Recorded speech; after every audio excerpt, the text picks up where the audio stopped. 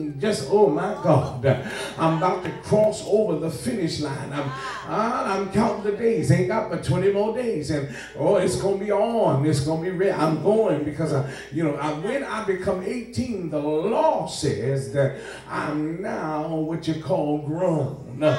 Y'all know what I'm talking about. Y'all was there. And when we got there, then we wanted to make an announcement. We stood up in our houses and said, listen, Mom and Daddy, today is the day. I'm now 18. Now, some of us, we lived in those houses that they knocked you down right there.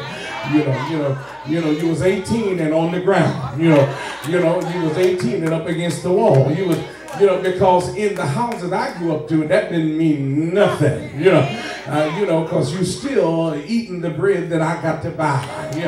You still got to be over the roof that I got to pay the rent. You still got to be able to walk in the clothes that I got to buy you. And if I don't buy them sneakers, you ain't going to have nothing on your feet. So you being 18 don't mean nothing unless you out this house, out of my sight, out of my money, y'all know what I'm talking about. But when we're grown, we tend to, we flex our rebellious muscles, We tend to want to, deal with things because now we can do what we want to do, and we think we can go where we want to go, and we can have what we want to have, and can't nobody say nothing, do nothing about it, But that was, but somehow or another, what God has got to do is God's got to place some things in the economy of your schedule that would cause you to somehow or another receive something that will get your attention. Because, when we get 18, we start ignoring things. We ignore curfews. We ignore directions. We ignore advice. My father used to say, oh, you think you're just grown because you think you can go anywhere and do anything and all of that. But the thing is that what you don't know can fill up a couple of oceans. But I didn't understand that until I got older, because I thought that I just knew it all and everything was about me. Well, but somehow or another, God allows affliction to come in to be your teacher.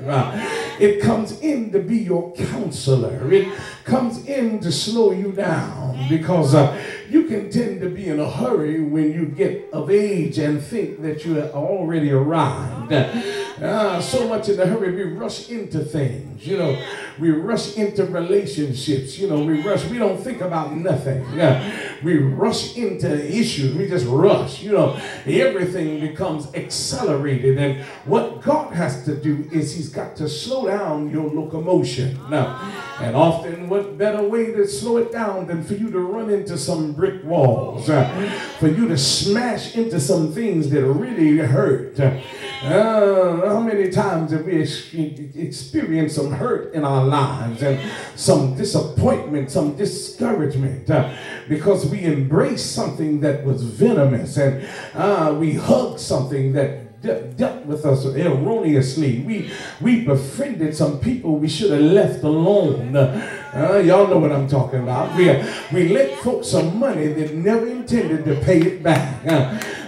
We got involved with some people that didn't mean us no good, that were only looking at you and interested in you for what you could give them. But it takes affliction to teach you some things about your development. Because if you don't have it, you'll go astray. And if you don't have it, you'll keep drifting on life's seas. But now the psalmist said that before I was afflicted, I went astray. But because of this 67 verses, but now, and he speaks about the present day issue of what I've come through and where I've been and what's happening to me at present. For he says, now have I kept thy word. He goes on to say that in verse number 21, that it was good for me that I had been afflicted, that I might learn thy statutes. Something about this thing began to teach that this thing, it was good for me, but it was not easy. God had to fashion my life and get involved in order that I would not have been destroyed. Some of us would be dead had not not been for the intervention of God, if he had not slowed us up, blocked our pathway, knocked us down and shocked us into another reality, you'd be dead and in the grave, and wouldn't even have a testament to say that I'm here today. But I come to tell you that you're not here because you've been lucky. You're not here because you were at the right place at the right time. It wasn't being slick, and it was not being in a state where somehow or another you were just wise. But it was only because God